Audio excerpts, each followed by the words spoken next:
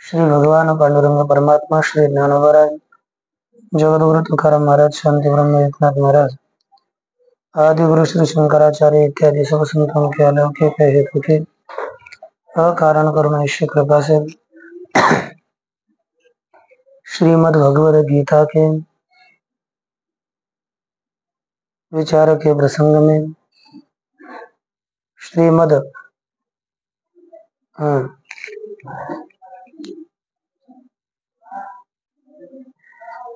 ज्ञानेश्वरी में हमने 11वें अध्याय का विचार 11व्या अध्यायाचा विचार आपण करत होतो. त्यामध्ये भगवान परमात्मा मी कशा करता प्रगट झालो याचं कथन करताना सांगतात, कालोस्मि लोक क्षेकृत प्रवृद्धो लोकान् समाहर्तुमिह प्रवृत्तः ऋतुपितां न भविष्यन्ति सर्वे एव स्थिता वृद्धनिकेषु योधाः. तरी या मध्ये भगवान परमात्मा ज्या करिता प्रकट झाले ते सगळे हेतू भगवान परमात्माने या ठिकाणी प्रगट रूपाने सांगण्याचा प्रयास केला. आता ऋते पितामह भविष्यन्ति सर्वे या उत्तरार्धाचा या ठिकाणी भगवान परमात्मा विचार प्रकट करतात. पहा,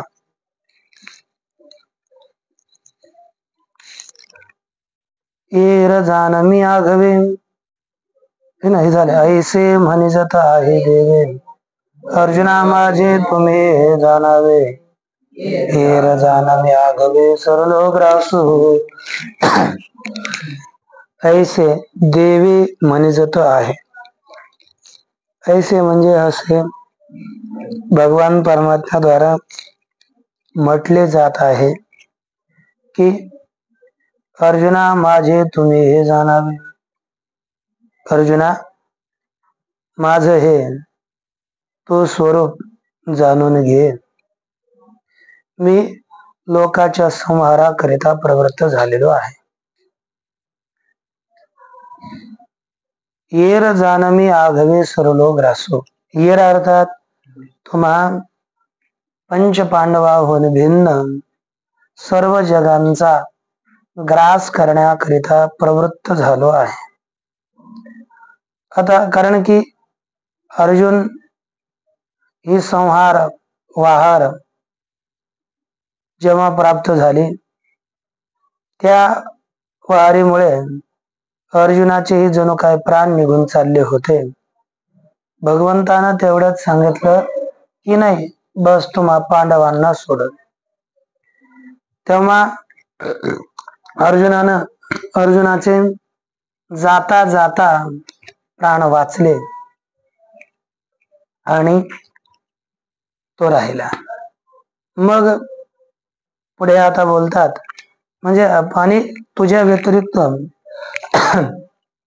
सगळ्या जगाचा ग्रास करण्याकरिता मी सरसावलो आहे. वज्रानळी प्रचंडी जैसे घापे लोणियाची उंडी तैसे जग हे माझी आतोंडी तो देखील जे. बोलतात की प्रचंडी वज्रानळी जैसे लोणियाची उंडी घापे. एकदम वज्रानळ आहे म्हणजे एकदम वज्रासारखा अग्नी, भयंकर विजेसारखी तीव्र अग्नी आहे. त्या तीव्र अग्नीमध्ये काय केलं, लोणियाची उंडी घापे, लोण्याची उंडा आपण त्याच्यामध्ये घातला. तर तैसे जग हे माझ्या तोंडी तू देखील जे. त्याप्रमाणे हे जग माझ्या तोंडामध्ये जे तू जग पाहिलेस ते माझ्या तोंडात आहे. म्हणजे लोण्याची उंडी घातली तर लगेच जशी वेळ गळून जाते त्याप्रमाणे हे जग माझ्या तोंडामध्ये भस्मीभूत होणार, नष्ट होणार, हे भगवान परमात्मा सांगतात. म्हणजे तशी या जगाची स्थिती आहे, जशी लोण्याची कोंडी असावी. बर, तरी तया माझारी काही भरवसे होणे नाही, हे वाच्याची सैन्य पाही वल्गी जाते. तरी तया माझारी काही भरवसे होणे नाही.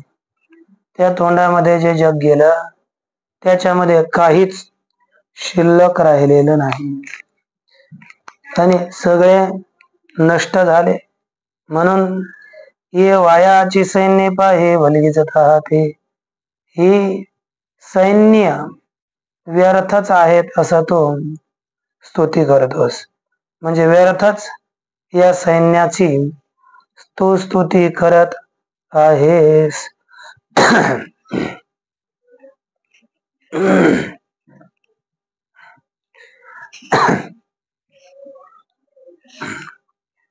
आता व्यर्थच या सैन्याची तू आणि म्हणजे बडबड करत आहेस की एवढं सैन्य आहे, एवढं सैन्य असं आहे.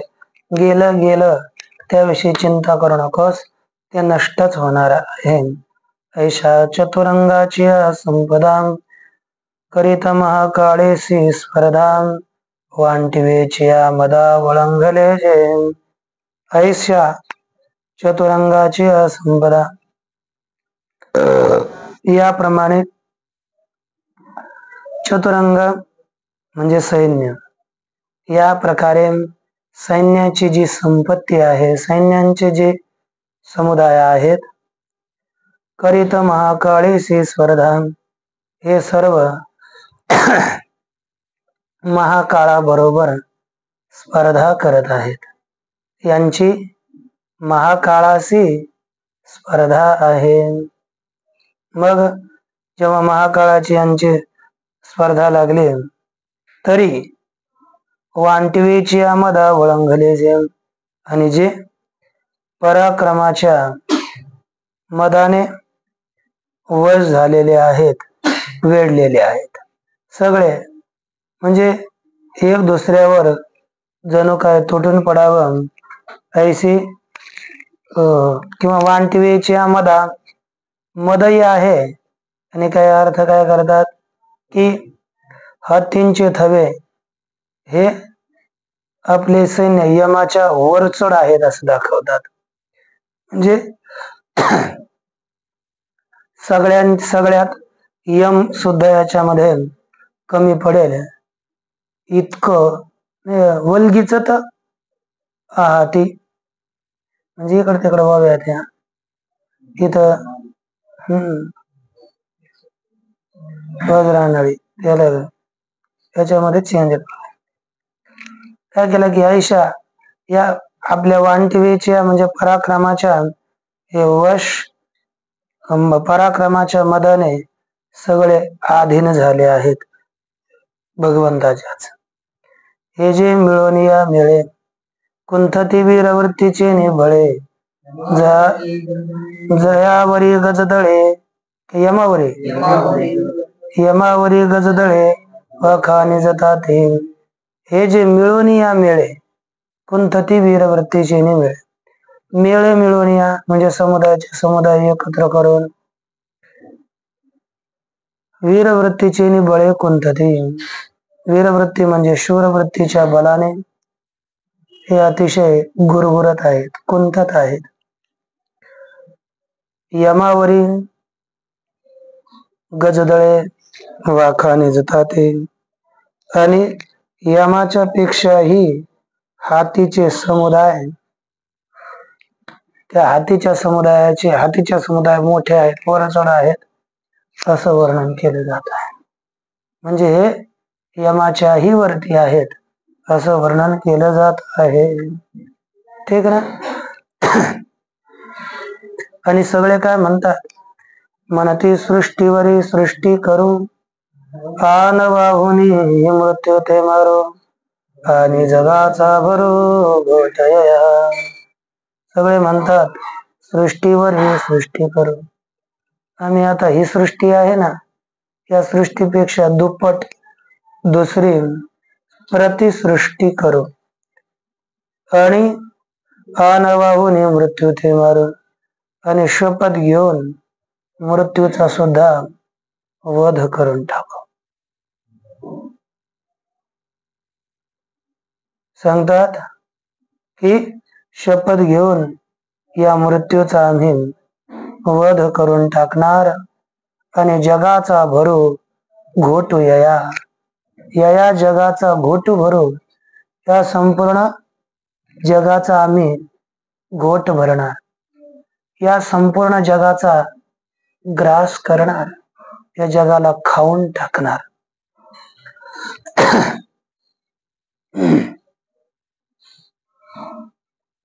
या प्रकारे सर्व सैन्य आपलं सामर्थ्य सांगतंय. पृथ्वी सगळीची गिळू आकाश वरीची यावरी जाळू काय बाणवरी खेळवारे याते. पृथ्वी सगळीची गिळू. आम्ही काय करू? सगळीच्या सगळी पृथ्वी गिळून टाकू. आकाश वरीची यावरी जाळू आणि या आकाशाला वरच्या वरच दग्ध करून टाकू. भस्म करून टाकू. जाळून टाकू. वार येते काय बाणवरी खेळू आणि बाणावरतीच हे आम्ही वाऱ्याला अडकून टाकू. म्हणजे वाऱ्याची स्थिती बाणावरच ठेवू. त्यांना खाली हे करणार नाहीत. वार येते काय बाणवरी खेळू. वाऱ्याला जणू काय बाणावरच आम्ही जकडून त्याला बांधून टाकू. बोल हाती राहुनी तिखट दिसते अग्नी परिसदा सट मारकपणे काळकूट महुर म्हणत. हाती राहुनी तिखट बोल अग्नी परिसदा सट दिसते. सांगतात हत्यारापेक्षाही एखादा शस्त्र त्या शस्त्रांपेक्षाही तिखट शब्द तीक्ष्ण शब्द अग्नीप्रमाणे दासट दाहक दिसतात. मारकपणे काळकूट महुर म्हणत. ज्याप्रमाणे मारकपणामध्ये काळकूट हे मधुर म्हणू लागले. अर्थात मारण्याकरता काळकूट विष सुद्धा कमी पडतंय. मग त्याला सुद्धा मधुर म्हणावं लागेल. यांच्याशी तुलना केली तर यांचे हत्यार इत्यादी इतके भयानक आहेत. काळकूट हे विष प्याला तरी जिवंत राहू शकतो, परंतु जर यांच्याशी संगती झाली तर काही वाचायला जोग नाही, काहीच राहू शकत नाही. पुढे बोलतात तरी हे गंधर्व नगरीचे उमाळे जान पोकळीचे पेंडवळे अगा चित्रीचे पुतळे वीर हे देखे. तरी हे गंधर्व नगरीचे उमाळे तर या गंधर्व नगराचे लोटच्या लोट जान पोकळीचे पेंडवळे हे जणू काय पोकळ पेंडवळे म्हणजे भेंडोळे आहेत. या आकाशाची जी पोकळी आहे त्या पोकळीचे बंडल आहेत. बंडल या प्रकारे म्हणजे यांना तुच्छ लेखवतात. आणि पुढे बोलतात हा मृगजळाचा पुराला दळण नव्हे कापडाचा साप केला. या शृंगारुनिया काला मांडलिया हा मृगजळाचा पूर आला. अहो, जणू काय मृगजळाचा पूर यावा किंवा कापडाचा साप करावा,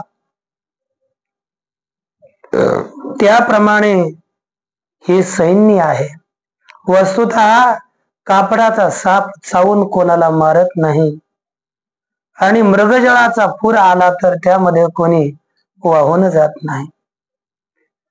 या शृंगारून या खाला मांडली आहे. ही या म्हणजे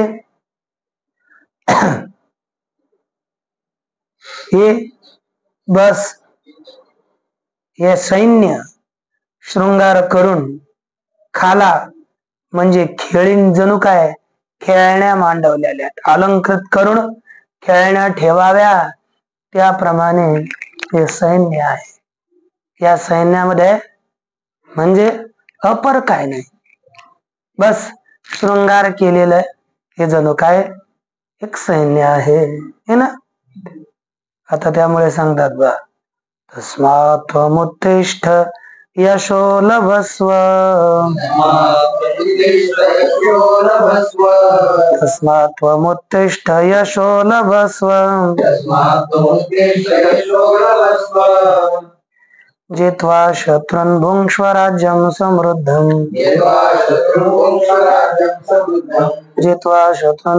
राज्यं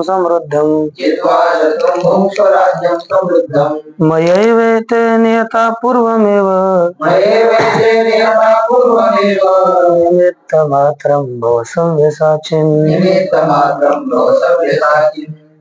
तस्मात् त्वम् उत्तिष्ठ यशो शत्रून् जित्वा यशो लभस्व, समृद्धं राज्यं भुङ्क्ष्व, मया एते पूर्वम् एव निहिताः, त्वं निमित्तमात्रं भव हे सव्यसाचिन्. हे सव्यसाचिन्, सव्य अर्थात डावा, डाव्या है ना. या सव्यसाचिन म्हणजे डावखुऱ्या हातावाल्या. हे अर्जुना, अर्थात डाव्या हातानं सव्यसाची म्हणण्याचं कारण एवढंच, अर्जुन युद्ध कलेमध्ये इतका निपुण होता की तो उजव्या हातानं तर बाण तसे तीव्रतेनं चालवायचा, पण डाव्या हाताने चालवायचा. म्हणजे बाणा फेकण्यामध्ये अर्जुन कोणत्याच रीतीने नाही, इकडून जिकडं हातात धनवेल सुरू बस आणि एकदम परफेक्ट, त्याच्या तिकडे होत नसत. या प्रकारे अर्जुन, म्हणून त्याला सव्यसाची म्हणतात. हे सव्यसाचीन. तस्मात त्यामुळे उत्तिष्ठ शत्रूंन जित्वा यशो लभस्व, शत्रूंना जिंकून यश प्राप्त कर, समृद्धम राज्यम भुङ्क्ष्व, आणि सुसमृद्ध या राज्याचा उपभोग कर. येते मया पूर्वम एव निहिताः, हे मी पूर्वच मारलेले आहेत, पहिलेच मारून टाकलेले आहेत. त्वं निमित्तमात्रं भव, तू बस केवळ निमित्त हो. आता पहा याच्या ओव्या, हेर चेष्टविते जे बळ, ते मागाची मी आग्रासिले सकळ, आता कोल्हेरीचे वेताळ, कैसे निर्जीव हे आहाते. हेर चेष्टविते जे बळ, दुसरे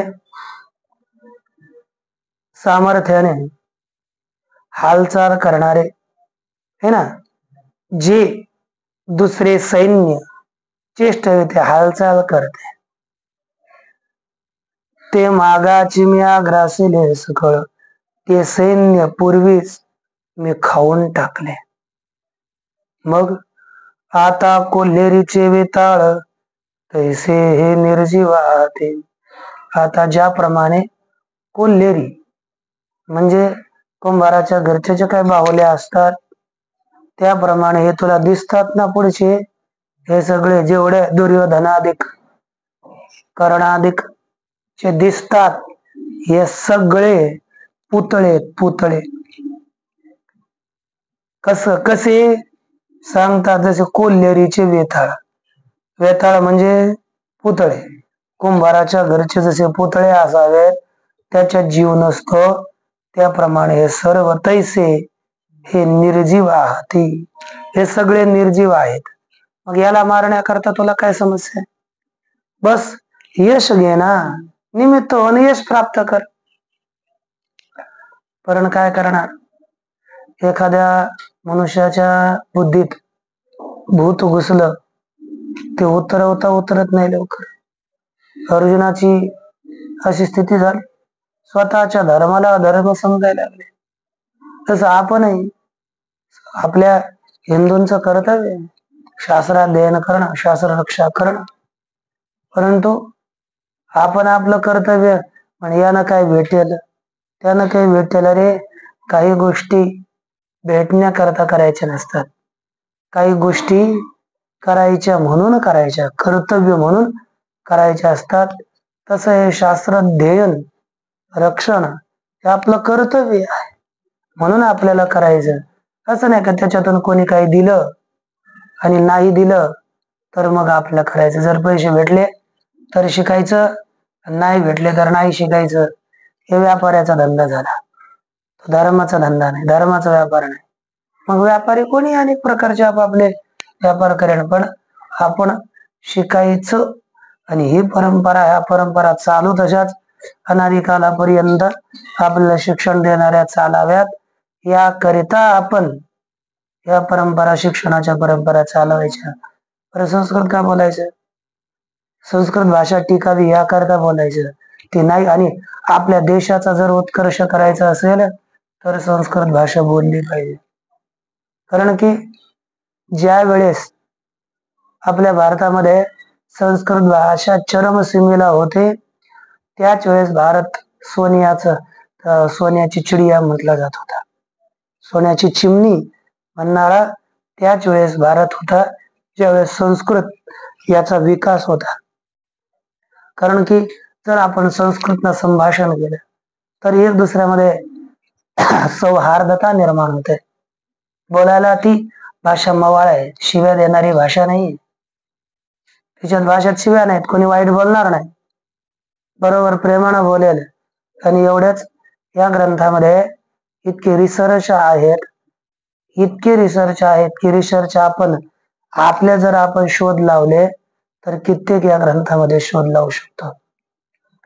त्याकरिता कित्येक अरे पूर्वीच्या काळामध्ये ही बस बोलीभाषा का नव्हती?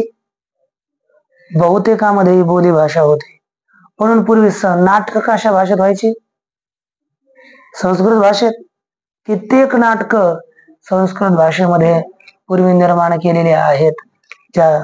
जसा आपलं कोण कालिदास, भास, भारवी यांनी कित्येक नाटकं लिहिली. कशा?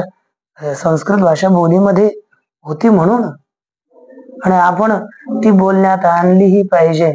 आपण आपलं दुर्भाग्य हाती ओढवू नये. आणि आपल्याला संस्कृत येते. मग आता जेव्हा जनगणना होईल तेव्हा जनगणनामध्ये मातृभाषा म्हणून संस्कृतच लिहिण्याचा प्रयास करायचा. आणि आणखी 2 भाषा विचारल्या जातात, त्याच्यामध्ये इंग्रजी नाही द्यायची, मराठी आणि हिंदी. इंग्रजी येत असेल तर सोडून द्यायची, पण ज्या भाषा येतात आपल्याला संस्कृतचे आणि लोकातही प्रचार करायचा. कारण की त्याच्याशिवाय संस्कृतला अनुदान भेटत नाही. संस्कृतला अनुदान घ्यायचं असेल, जर श्लोक जरी येत असला, मम नाम तम नाव, मला भाषा कोणती कळते? संस्कृत. सगळ्यांनी असा प्रचारही केला पाहिजे गावोगावी की जनगणनेमध्ये आपण पहिली येणार, तुम्हाला मातृभाषा येते मराठी, आपल्याला संस्कृत बोलता येते, आपण संस्कृत त्यांच्याशी बोलू, मग आपण मातृभाषा संस्कृत लिहू. परंतु ज्यांना येत नाहीये त्यांनी मातृभाषा मराठी आणि दुसरी भाषा येते त्यातली प्रधान संस्कृत. नसलं तरी श्लोक काहीतरी येत असेल ना, तेवढं सांगायचं, काही नाही, कोणी काय बोलत नाही. आणि दुसरी एक भाषा तिला आपण काय म्हणू, हिंदी झाली तर. पण इंग्रजी भाषा आम्हाला येते हे असं जनगणनेत लिहिलंच नाही पाहिजे, जेणेकरून अनुदान या संस्कृत या भाषांचा आपल्या भारतीय भाषेचं वाढव. कारण त्याच्यावर ते कागदाला महत्व असतं, आम्हाला काही येतं याला महत्व नाही तिथे. म्हणून हा प्रचार आपण लोकांत केलाही पाहिजे, हे लक्षात ठेवा. जनगणनेला त्याच्या अगोदरच. पुढे पहा,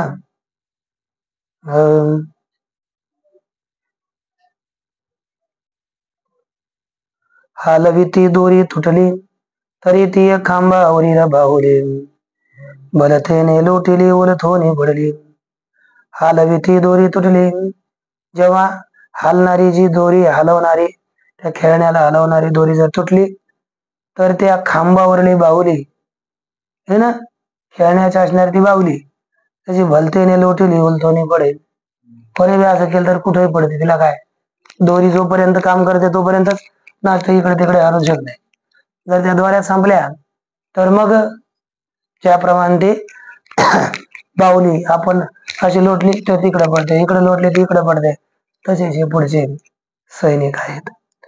तैसा सैन्याचा या बघा, मोडता वेळ न लगे पैगाम, म्हणून उठी उठी वेगा शहाणा होई. तैसा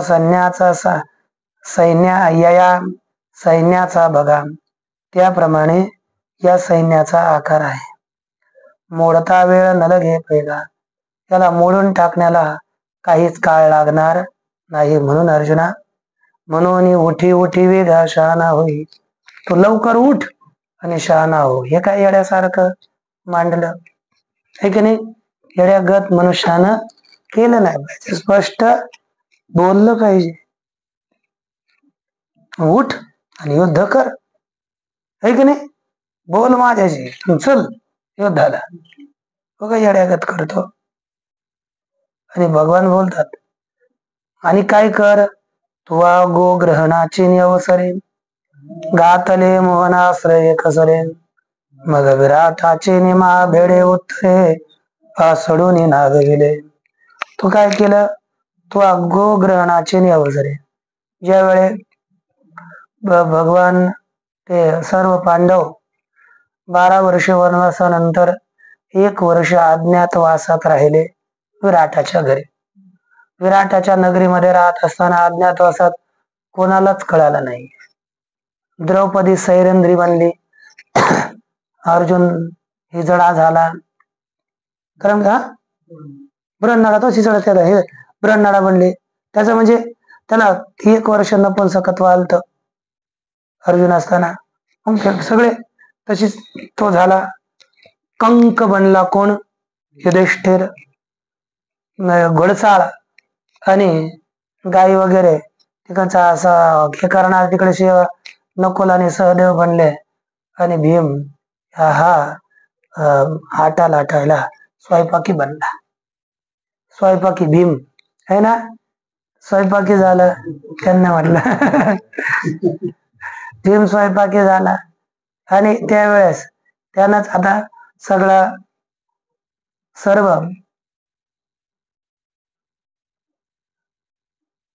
हे युद्ध आहे संपत आलं. आता म्हणजे सर्व पांडवांचं ते ते आपलं काय अज्ञातवास संपत आला. आता बस अज्ञातवास 1-2 दिवसात संपणार. इकडे कौरवांच्या मीटिंग सुरू झाल्या. यांना शोधावं कसं, शोधून पुन्हा 12 वर्ष वनवास आणि 1 वर्ष अज्ञातवास द्यावा. याच्याकरता त्यांनी आता एवढे गुप्तचर सोडले, कमी सोडले असेल का काय. अरे राज आहे म्हणजे काय, ते काय झोपी तिकडेच राहिले आणि त्यांना अज्ञातवासात राहिले कळालं नाही. त्यानं गुप्तचर हजारो सगळ्या भारतामध्ये सगळ्या पृथ्वीवर फिरले ते अर्जुनादिकांना शोधण्याकरता. परंतु गुप्तचर सगळे वापस आले. ते म्हटले काहीच पता लागला नाही. पण गुप्तचरांनी सांगितलं एक गोष्ट आम्हाला कळाली, कीचक विराट राजाच्या नगरीला, विराटाचा जो सेनापती होता कीचक मारला गेला. मग यावरून तुम्हाला काय कळत असेल तर कळा. त्यानं विचार केला जगात चारच महायोद्धे आहेत, कीचक, भीम, आणखी दुर्योधन नाही, महायोद्धा गदाधर भीमच आहे. ज्याच्या पुढे जरासंध होता, पण तो अगोदर मारलेला होता. मग एक गंधर्व नावाचा कोणता होता, गंधर्व, आणि एक दुसरा होता. मग आता किंवा भगवान श्रीकृष्ण समजा, आता मला ते दुसरं आठवण. मग हे चारच योद्धे, इकडं चार बलाढ्य, यांच्याशी कोणी येत, हा बलराम एक होते, आणि एक गंधर्व होता. गंधर्व येऊन या कीचकाला मारणार नाही, त्यांचं काही घेणं देणंच नाही. आणि बलरामजी तर इकडे आलेलेच नाहीत. आणि हे चारच चौघ जणाला मारू शकत होते, यांच्यापैकी दुसऱ्यांना कोणीच मारू शकत नव्हता असा. आणि ज्या अर्थी कीचक मारलाय, दुर्योधन तेवढा बुद्धिमान होता, त्या अर्थी हे मारणारा भीम असला पाहिजे. ही अशी मीटिंग झाली. इकडे मीटिंग तर सुरूच होत्या. मीटिंगवर मग त्यांनी विचार केला, आपण विराट नगरीवर आक्रमण करायचं. हे किती लपले असले तर आपल्याला येणार दिसणार, यांना हे सहन करणार नाही, युद्धाला येणार. पण काय, तिकडून निघाला विराट नगरीपर्यंत येण्याकरता, तोपर्यंत त्यांचा अज्ञातवासाचा कालावधी संपला. तरी आक्रमण केलंच. मग त्यांचा एक जो शत्रू होता, त्यानं पहिला शत्रू, पण यांच्या सामर्थ्यानं त्याने गाया चोरून घेऊन जायचा प्रयास केला. तिकडे गाया चोरून चालल्या म्हणून सगळे लोक आले. राजाला सांगितलं, कीचक तर मारला गेला, आता सेनापती नाही, काय करणार, राजा एवढा योद्धा नव्हता. मग ते योद्धा करता गेले. नाही, विराट तिथंच होता. मग आता तिथे गाया चोरून घेऊन गेले. दुसरा राजा गाया चोरून घेऊन गेला, तेव्हा त्याच्या बरोबर युधिष्ठिर, भीम आणि ते दोघ जण, नकुल, सहदेव, हे चौघही राजा बरोबर गाया सोडण्याकरता गेल्यानंतर मग तिकडे त्या राजाला पराभूत केलं, तिकडे झालं. आणि इकडून कौरवाच्या सेनेनं दुसरीकडून आक्रमण केलं. आता इकडे राहिला कोण, एक उत्तर राहिला. उत्तरला बडबडला. त्याच एक आम्हाला शाळेत गुरुजी शिकवायचे, एक म्हणजे मराठीमध्ये छंद अलंकार शिकवताना. मग तो म्हटलं का, मी काय फार युद्ध करतो. मग लगेच लोक आले, वाचवा आपली नगरीला वाचवा, हे आले. तो म्हणला, आता मी गेलो असतो, पण मला कोणी सारथीच नाही, है ना. मग नंतर सैरंद्रीनं सांगितलं की तो जो आहे ना, ब्रह्मनाड आहे ना, तिला बोलून घेऊन, ब्रह्मणाला ही सारथी, मी सांगते ऐका, करावं, जा घेऊन जा, एकटाच राहतो. गेले अर्जुन, ते सगळे करतील, बरोबर करेल. मग गेल्यानंतर एकट्या अर्जुनानं सांगतात काय केलं, सगळं कथा झालीच. तैसा सैन तू गोग्रहणाचे अवसरे घातले मोहनास्त्रे कसरे. एक अक्षरणी सेनेवर मोहनास्त्र घातलं अर्जुनाने.